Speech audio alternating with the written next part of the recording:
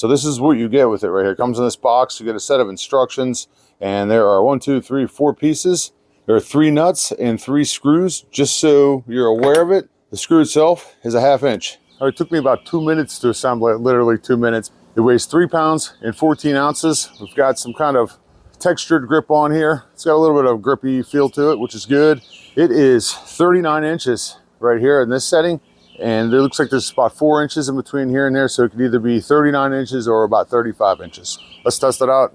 We're gonna put a couple tomato plants here this summer. Get it ready. Look at that. That's pretty cool. And it spins in there, pulls it out. Wow, way easier than I thought. Stick it on the ground, turn it, pull. Yeah, your first instinct is to throw it down, but you don't have to. You just set it on the ground and turn it, and it pulls up. Look at that. I'm getting through. I got big rocks there. It's cutting through everything. Ready to go. All right, I'm sold. Thing works exactly as intended. Really minimal effort involved in using this, and this thing's really going to come in handy this spring.